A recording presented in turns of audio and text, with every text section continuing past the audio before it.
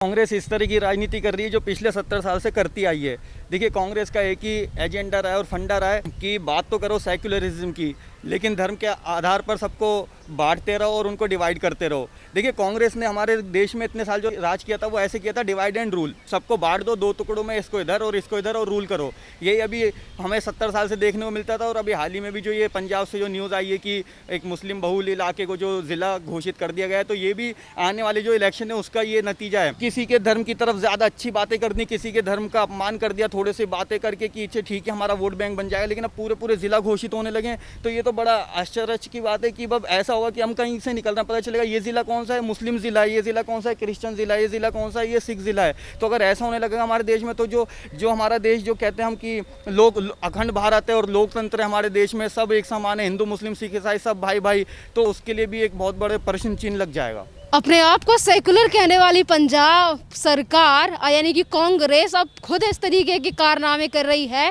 कि पंजाब में जो जगह थी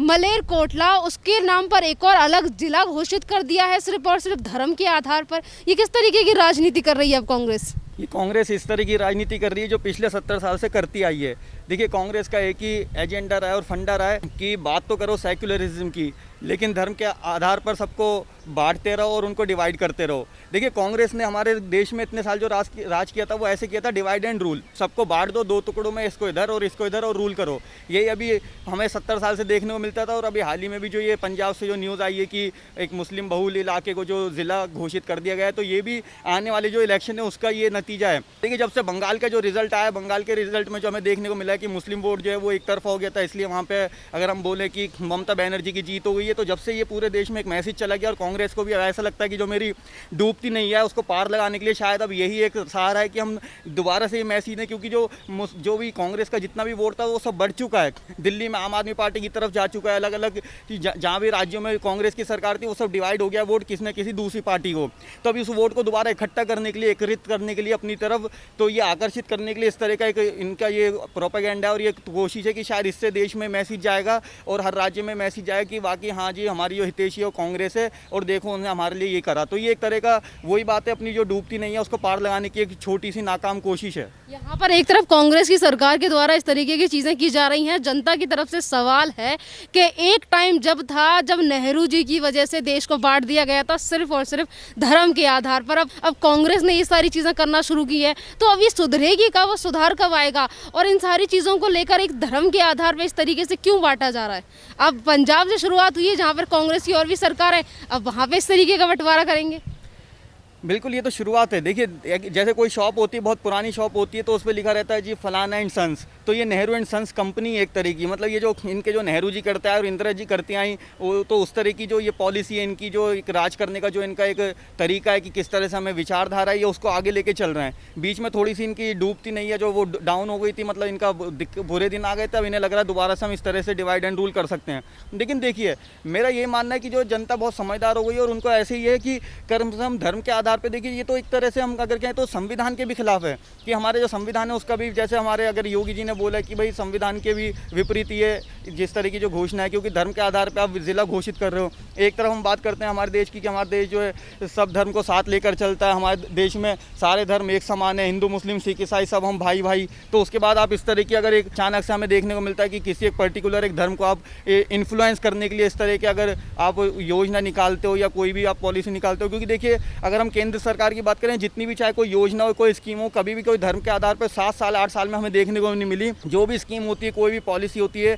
तो वो सबके लिए समान होती है। वो उसका कोई लाभ कम ले ज़्यादा ले वो उनके ऊपर है, लेकिन सबके लिए समान होती है। लेकिन यहाँ पे पूरा ज़िला घोषित कर दिया था धर्म के आधार पर। तो मुझे ये लगता है कि ये जो बंगाल का जो रिजल्ट है उसी का ये नतीजा है। अब कांग्रेस को अपना ऐसा लग रहा है कि हम शायद इसकी वजह से कुछ एक अच्छा मैसेज दे पाएंगे और हमारा जो वोट बैंक जो बिखर गया था और डिवाइड हो गया था वो शायद दोबारा से इधर आएगा। लेकिन मैं फिर कह रहा हूँ कि ये हमारे देश के लिए बहुत अच्छा मैसेज नहीं है और इसमें हमारे मतलब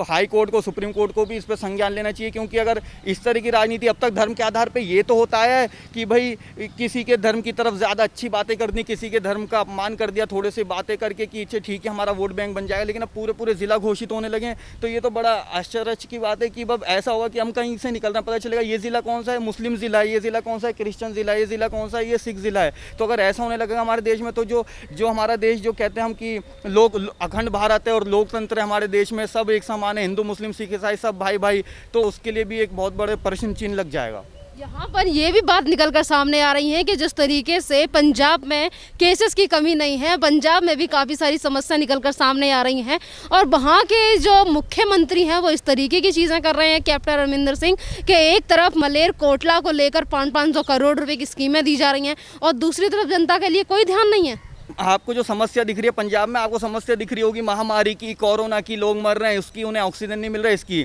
लेकिन जो कैप्टन अमरिंदर है उनको समस्या दिख रही है कि हमारी जो सरकार क्यों नहीं आ रही है, हमें वो सीटें ज़ीरो क्यों मिल रही हैं, ऐसा क्यों हो गया कि बंगाल में भी हमने मुँह की खा ली है ना, ऐसा क्यों हो गया दिल्ली में भी हमने 0 सीटें, दोनों बार 0 सीटें आई, तो ऐसा क्यों हो गया। तो उनकी जो समस्याएं थोड़ी दूसरी हैं, उनकी समस्या है कि राहुल गांधी जी को दोबारा कैसे गद्दी पे बिठाया जाए, उनको कैसे मसीहा बनाया जाए, उसके लिए हम क्या कदम उठा सकते हैं कड़े, जो कि हमारे जो राष्ट्रीय नेतृत्व है वो खुश हो जाएगा। तो उनकी समस्या थोड़ी दूसरी है। आपको ये वाली समस्या हो सकती है कि महामारी हो रही है, लोग मर रहे हैं, उनका इलाज कैसे हो, उनके लिए वो कोई समस्या नहीं है। उनके लिए समस्या है हमारा वोट बैंक कैसे इकट्ठा हो जाए और वो कैसे वापस हमारे पास आ जाए जो बिखर गया था, और उसके लिए वो कुछ भी करने को तैयार हैं, किसी भी हद तक गिरने को तैयार हैं। और इसमें भी हम देख रहे हैं, देखिए जितनी भी हमारे जो महामारी को लेकर जो भी सेंटर की तरफ से कोई भी अगर स्टेप लिया जाता है तो उससे सबसे पहले जो उसका विरोध करता है कौन करता है, माननीय सोनिया गांधी जी और माननीय राहुल गांधी जी। वो सिर्फ उनका एक ही एजेंडा रहता है, वो कभी भी ऐसा नहीं करते कि हाँ जी मोदी जी आपका ये फैसला तो ठीक था, हाँ लेकिन इसमें थोड़ा सा अगर आप ये चेंजेस और कर दें तो ये बेहतर हो सकता है समाज के लिए या महामारी से लड़ने के लिए। नहीं, वो बोलते हैं अरे इससे तो और ये हो जाएगा, इससे तो वो हो जाएगा। इसका मतलब क्या है, आपको कुछ नहीं पता, आपको ना महामारी की चिंता है, ना जनता की चिंता है, ना देश की चिंता है। हाँ आपको ये पता है कि मोदी जी का ट्वीट क्या आ रहा है और उसका विरोध कैसे करना है, बस इतना पता है। और ये तो अब मैंने आपको बोला पंजाब से ये सिर्फ शुरुआत है, अभी आप इसे देखिए अब धीरे धीरे ये जो अगर ये भी जैसे कि बंगाल के बाद अगर ये पंजाब में भी इनकी पॉलिसी काम कर गई, क्योंकि वहाँ भी अभी इलेक्शन करीब है, तो मुझे लगता है ये बहुत दुर्भाग्य की बात होगी और हमारे देश पे ये बहुत बड़ा प्रश्न चिन्ह लगेगा और पूरे वर्ल्ड में एक गलत मैसेज जाएगा। वर्ल्ड में गलत मैसेज ये जाएगा कि देखिए भारत में क्या होने लगा है। तो इस पर मुझे लगता है कि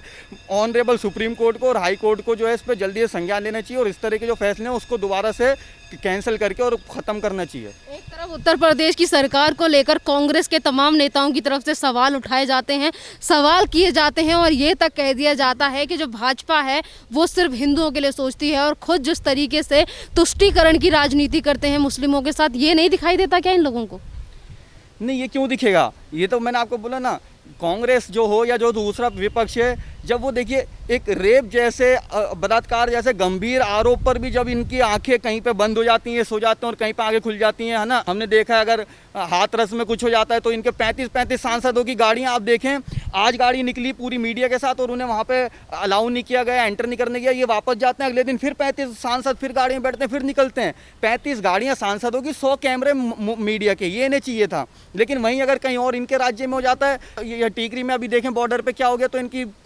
आप ये देखो गाड़ियां तो छोड़ो, ट्वीट तक नहीं हुआ। आप चलिए ये भी मत बोलिए कि कौन जिम्मेदार है कौन जिम्मेदार नहीं है, आप इतना ही बोल दो जो हमारी वहाँ पे बहन के साथ हुआ, जो बेटी के साथ बहुत गलत हुआ और उसे इंसाफ मिलना चाहिए, चलो श्रद्धांजलि तो दे दो उसको, उतना भी नहीं। तो आप तो ये तो बात बहुत बड़ी हो गई जब उस मसले पे डिवाइड एंड रूल। मैंने आपको बोला इनका कुछ नहीं है, ये कोई राजनीति करने नहीं आए, ये सिर्फ जो है लोगों को डिवाइड एंड रूल करने, लड़वाने और बांटने आए हैं। और ये पंजाब से इसकी शुरुआत हो गई है और ये देश के लिए बहुत गंभीर समस्या, जैसे ये कोरोना महामारी हमारे देश के लिए, महामारी से क्या देखो, महामारी से ऐसा नहीं है कि सिर्फ हिंदू पीड़ित हुआ, मुस्लिम पीड़ित हुआ, सिख पीड़ित हुआ या और कोई पीड़ित हुआ, ये सबके साथ है, गरीब के साथ भी, अमीर के साथ भी। इस तरह से ये जो राजनीति शुरू हुई है कि मुस्लिम बहुल इलाका है, ये फलाना बहुल इलाका है, ये भी हमारे देश में एक तरह की महामारी है और इससे जो है आने वाली जो हमारी जनरेशन है उसके लिए बहुत गलत ये इफेक्ट पड़ेगा। और वो जो है मुझे नहीं लगता कि वो एक शांति प्रिय जो हमारा देश जो है जिसे हम मानते हैं या हम बनाना चाहते हैं वैसा ये रह पाएगा। और जिस तरीके से कांग्रेस की तरफ से राजनीति की जाती है वो हमेशा मुसलमानों का नाम आगे करके तुष्टीकरण की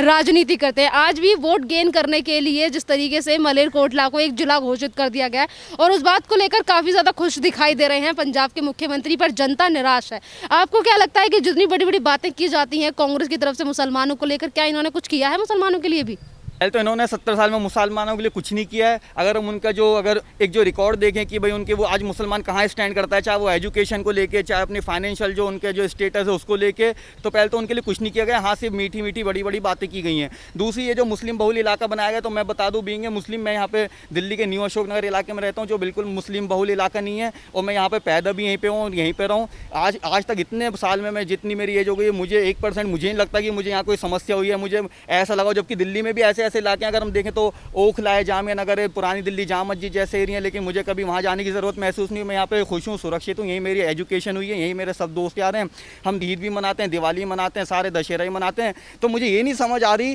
कि ये ऐसी ज़रूरत क्या आन पड़ी कि मुस्लिम बहुल इलाका बनाने की नौबत आ गई। मुझे लगता है बात इसी ये ऐसा नहीं कि मुझे नहीं लगता कि उन मुस्लिम्स को वहाँ पे ज़रूरत थी कि यहाँ पे मुस्लिम बहुल इलाका बनाओ, ज़रूरत इन्हें थी। ज़रूरत इसलिए थी क्योंकि वेस्ट बंगाल पे जो इन्होंने देखा कि ममता बनर्जी को, क्योंकि सारे न्यूज़ चैनल्स का एक ही चीज़ थी, अगर हम न्यूज़ चैनल खोलें या प्रशांत किशोर के हम वो ट्यूट देखें और इंटरव्यू देखें, जी मुस्लिम्स ने एक तरफा वोट दे दिया, मुस्लिम्स ने एक तरफा वोट दे दिया। तो इससे इनको ये मैसेज गया कि अगर हम एक दो इस तरह के स्टेप ले लें या इस तरह के अगर हम कोई एक मैसेज दे दें कि भाई हाँ देखो हम भी आपके साथ खड़े हैं, तो हो सकता है जिस तरह ममता बनर्जी ने एक अच्छी जीत हासिल कर लिया, तो शायद आने वाले चुनाव में हमको भी ऐसा कुछ आएगा। लेकिन मैंने फिर बोला बात ये सिर्फ हिंदू मुस्लिम की नहीं है, ये हमारे देश के लिए एक महामारी की तरह ये एक न्यूज़ है, इसलिए क्योंकि इसका इफेक्ट अभी देखने को भले ही हमें मिले ना मिले, लेकिन आने वाले 10 साल 20 साल बाद जो जनरेशन है, क्योंकि इस तरह के अलग अलग जब इलाके होंगे तो कैसा मैसेज होगा। मान लीजिए अभी हमें आपको इंटरव्यू देना है, तो जी हाँ जी शहरीन जी कहाँ पर आऊँ जी, वो है ना मुस्लिम बहुल इलाके में आ जाओ, है ना